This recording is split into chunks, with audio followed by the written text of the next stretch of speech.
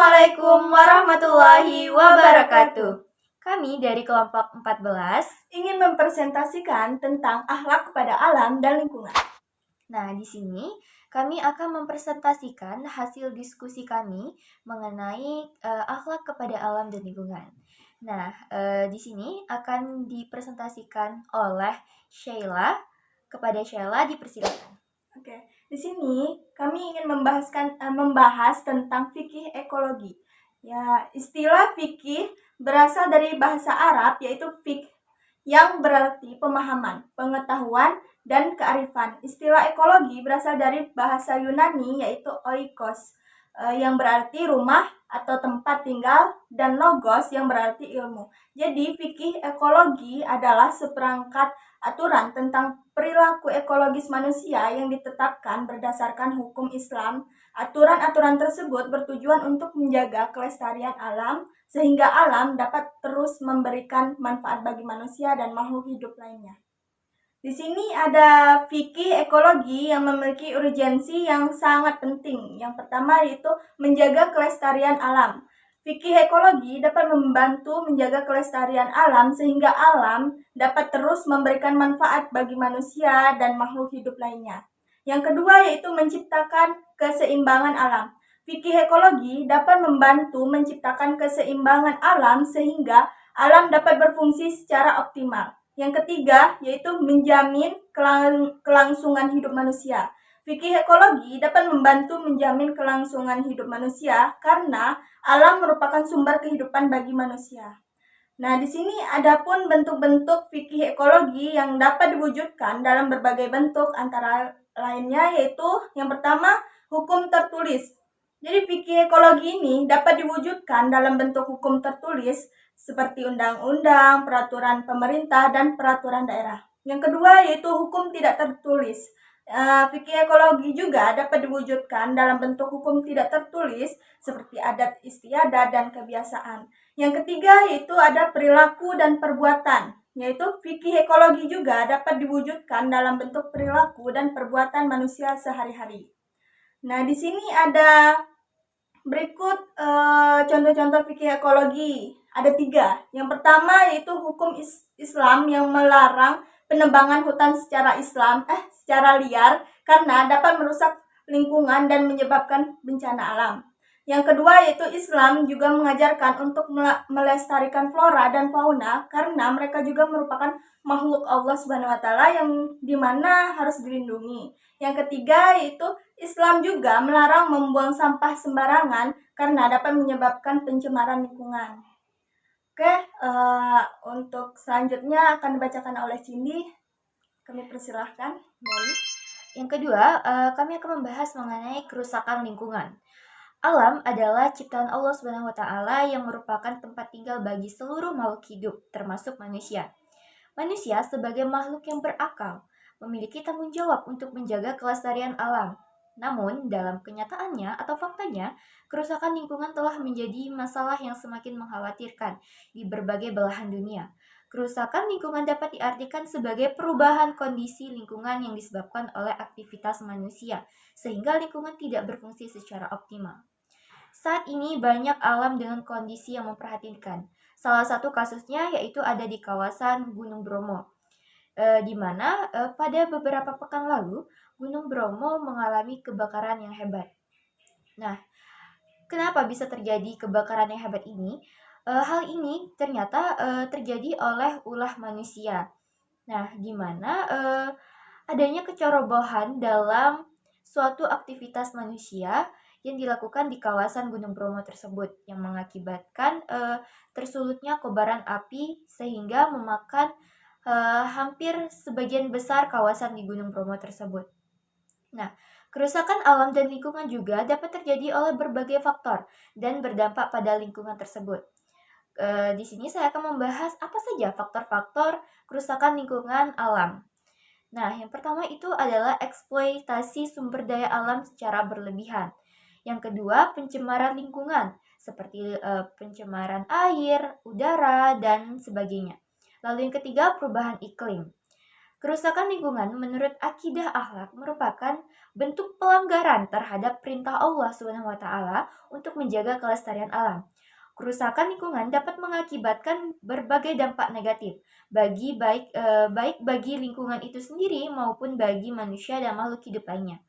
Adapun dampak-dampak kerusakan lingkungan yang dikategorikan dalam dua, yaitu dampak lingkungan yang meliputi perubahan iklim, pencemaran udara, air dan tanah, menipisnya lapisan ozon, punahnya flora dan fauna. Lalu yang kedua, dampak sosial, ketidakseimbangan ekosistem, terganggunya kesehatan mental manusia, dan terjadinya bencana alam. Kemudian ada pula akidah akhlak dalam menanggapi kerusakan lingkungan. Berikut adalah beberapa prinsip akidah akhlak dalam menanggapi kerusakan lingkungan. Yang pertama yaitu prinsip tauhid. Manusia sebagai makhluk yang berakal memiliki kewajiban untuk mentauhidkan Allah SWT. Tauhid yang kokoh akan mendorong manusia untuk menjaga kelestarian alam sebagai ciptaan Allah SWT. Lalu yang kedua ada prinsip bersyukur. Manusia harus bersyukur kepada Allah SWT atas segala nikmat yang telah diberikan, termasuk nikmat alam yang melimpah. Syukur dapat diwujudkan dengan cara menjaga kelestarian alam. Lalu yang ketiga, prinsip tanggung jawab. Manusia memiliki tanggung jawab untuk menjaga kelestarian alam. Tanggung jawab ini didasarkan pada konsep khalifah, yaitu amanah Allah SWT kepada manusia untuk mengelola bumi. Lalu yang keempat, ada prinsip keadilan. Manusia harus bersikap adil terhadap alam. Keadilan ini dapat diwujudkan dengan cara memanfaatkan alam secara bijak dan tidak berlebihan. Kemudian ada pula upaya-upaya yang bisa kita lakukan untuk menjaga alam dari kerusakan. Yang pertama, upaya pemerintah. Pemerintah dapat menerapkan peraturan perundang-undangan untuk melindungi lingkungan, seperti menegaskan dan memberi hukuman pada pelanggar. Lalu yang kedua, melakukan upaya-upaya konservasi alam. Ketiga, meningkatkan kesadaran masyarakat akan pentingnya menjaga lingkungan. Lalu yang kedua ada upaya masyarakat. Kita bisa melakukan kegiatan-kegiatan lingkungan seperti penanaman pohon, bersih-bersih sungai, atau daur ulang sampah. Nah, daur ulang sampah dapat menjadi sumber penghasilan dan nilai estetika, di mana hal ini bisa menjadi sumber mata pencaharian para masyarakat setempat.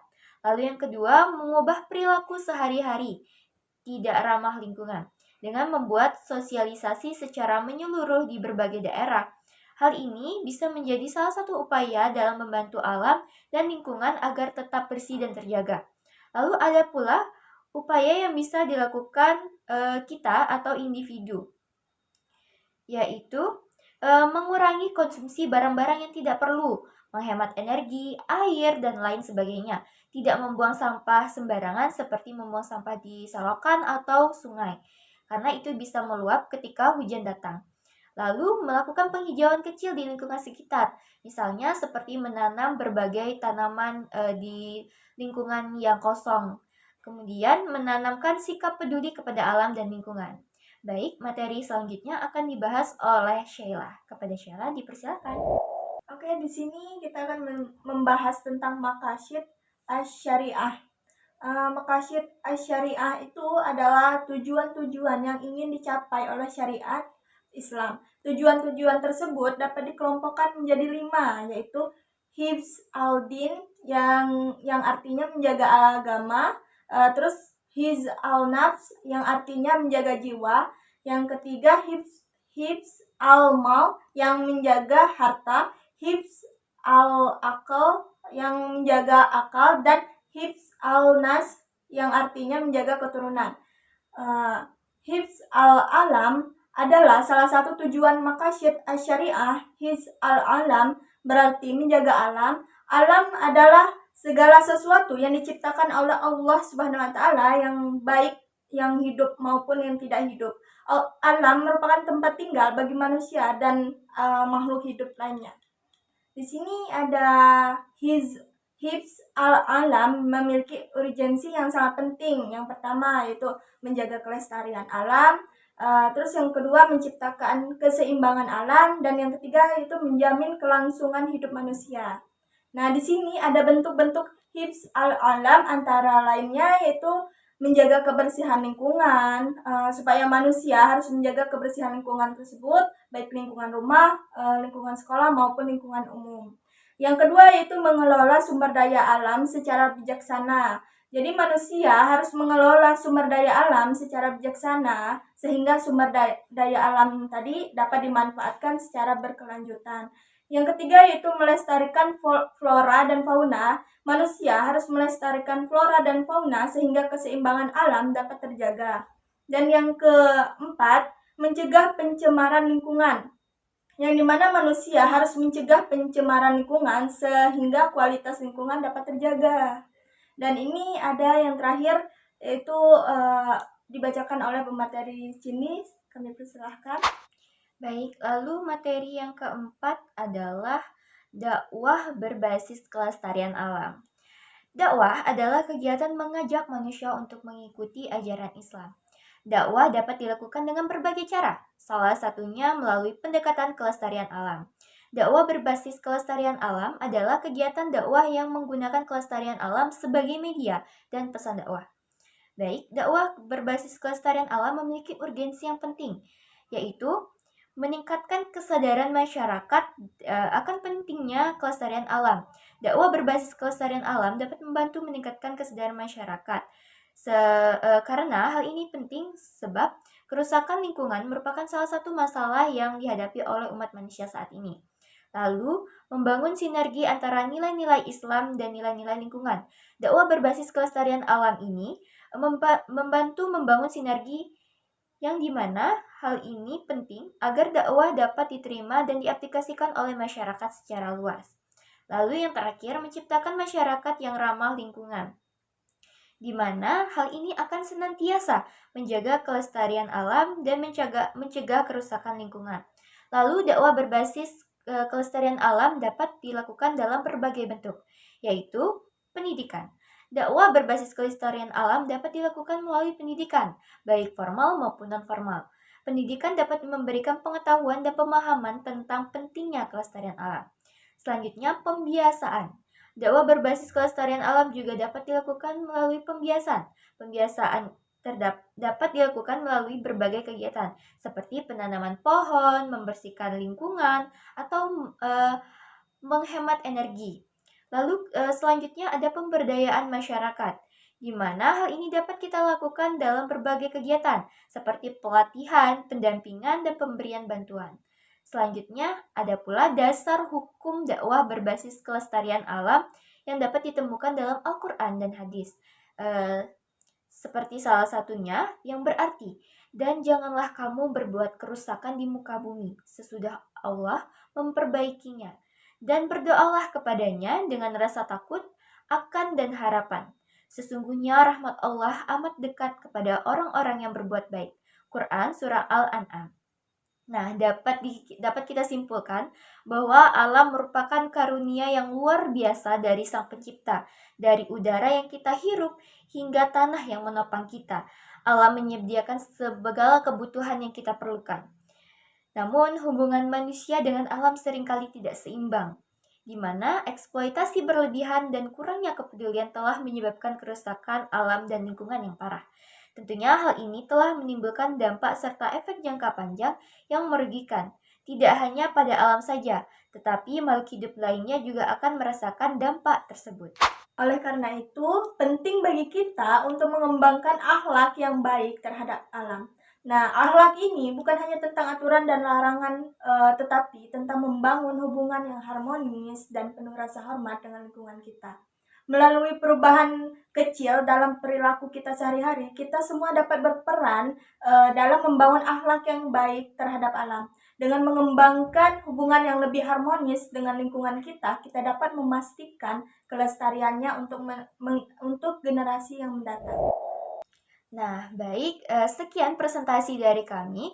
Selanjutnya, kami akan melakukan menjawab pertanyaan-pertanyaan yang telah diajukan kepada kelompok kami dan mengenai materi yang kami bahas. Di sini kami akan menjawab pertanyaan yang diajukan oleh Bapak Harjuna selaku dosen pengampu. Nah, pertanyaannya, apakah menjaga lingkungan merupakan kewajiban dalam agama? Jawabannya, iya, Menjaga lingkungan merupakan kewajiban dalam agama. Hal ini dapat dilihat dari ajaran-ajaran agama yang menekankan pentingnya menjaga lingkungan. Em, Majelis Hukuma Muslimin atau MHM menegaskan bahwa memelihara, melindungi, dan melestarikan lingkungan hidup merupakan kewajiban agama dan moral untuk mempengukuhkan perdamaian, pembangunan, dan stabilitas global.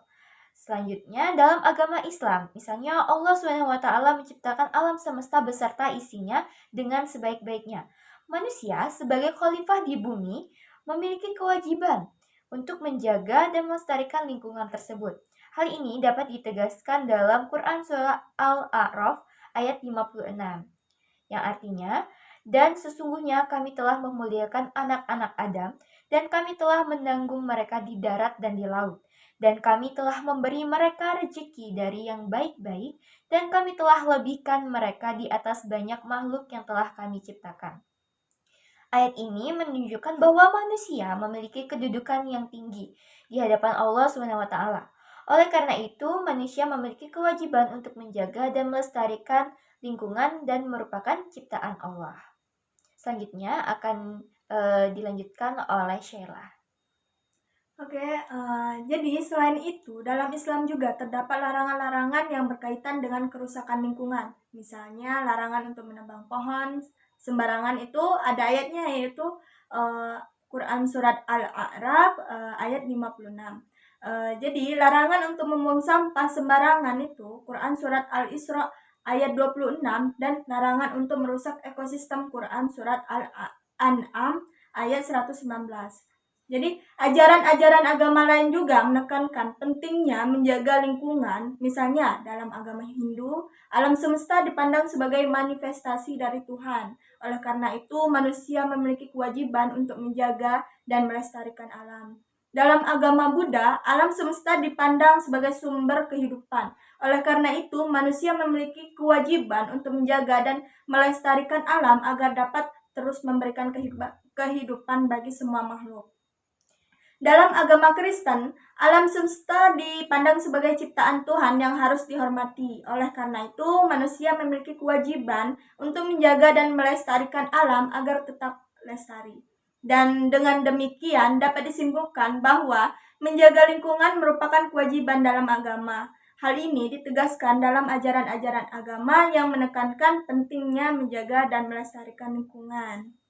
Nah, jadi menjaga lingkungan dan alam itu tidak hanya ditegaskan dalam agama Islam, tetapi juga ditegaskan dalam agama-agama lain. Yang dimana kita sebagai khalifah di bumi atau sebagai manusia yang memiliki akal, memiliki kewajiban dan sepatutnya untuk menjaga kelestarian lingkungan yang telah diberikan dan yang telah diciptakan oleh Allah SWT. Sekian sesi tanya jawab kami. Kurang lebihnya kami mohon maaf dan kepada Allah kami mohon ampun. Kami akhiri. Wassalamualaikum warahmatullahi wabarakatuh.